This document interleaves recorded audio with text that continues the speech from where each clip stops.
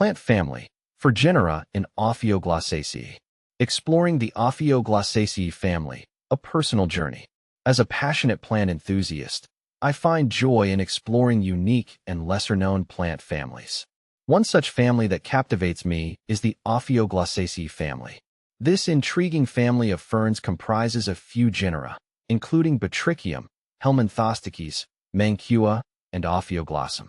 In this article, I'll share my insights and experiences with these fascinating plants, delving into their characteristics, habitats, and personal observations. What is Ophioglossaceae? The Ophioglossaceae family consists of ancient ferns that have adapted to a variety of environments. They are often referred to as adder's tongue ferns due to the unique shape of their fronds. These ferns are typically characterized by their small stature and distinctive reproductive structures, which set them apart from more common fern species. My fascination with Ophioglossaceae began when I stumbled upon Ophioglossaceae, often regarded as the star of the family. Known for its unusual appearance, Ophioglossaceae can produce a high number of spores, sometimes exceeding 100,000 in a single frond. I was amazed to learn that these ferns can thrive in diverse habitats, from moist woodlands to dry grasslands. Batricium. Batricium is perhaps the most recognized genus in the Ophioglossaceae family.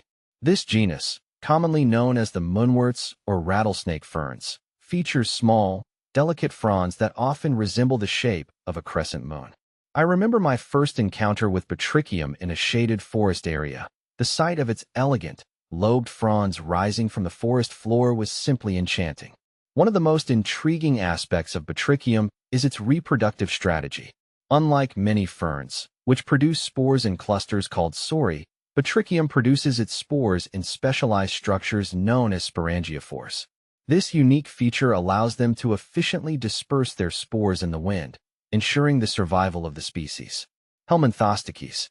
Moving on to Helminthostiches, this genus is less common but equally fascinating.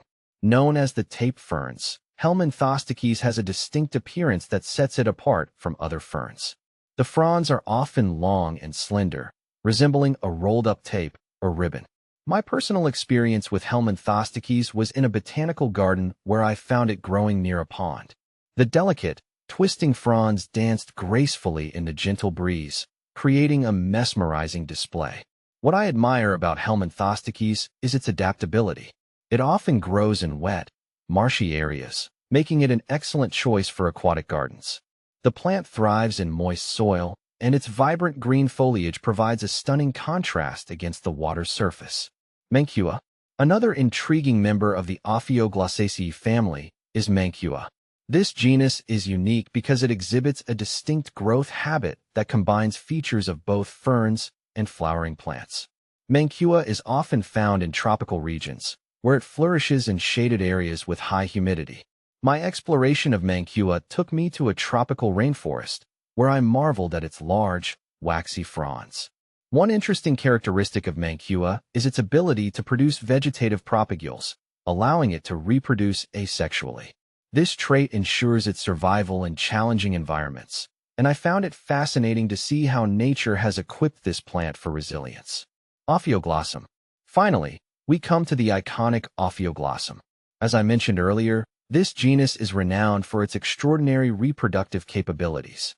Ophioglossaceae features a unique structure called a sporophyll, which is where the spores are produced. I had the chance to observe these sporophylls up close during a visit to a local botanical reserve, and the intricate details were nothing short of stunning. Ophioglossaceae is often found in shaded woodland areas, preferring rich, loamy soils. I appreciate how these ferns contribute to the biodiversity of their ecosystems, providing shelter and food for various organisms. Conclusion. A personal reflection. Exploring the Ophioglossaceae family has been a rewarding journey for me. Each genus within this family offers a unique glimpse into the diversity and adaptability of ferns. From the delicate moonworts of Batricium to the resilient Mantua and the striking Ophioglossaceae, these plants remind me of the beauty of nature's design. As I continue to delve into the world of ferns, I find myself drawn to the lesser-known species that often go unnoticed. The Ophioglossaceae family has enriched my understanding of plant diversity and has inspired me to appreciate the subtle intricacies of nature. Whether you're a seasoned plant enthusiast or just starting, I encourage you to explore this remarkable family and discover the wonders it holds.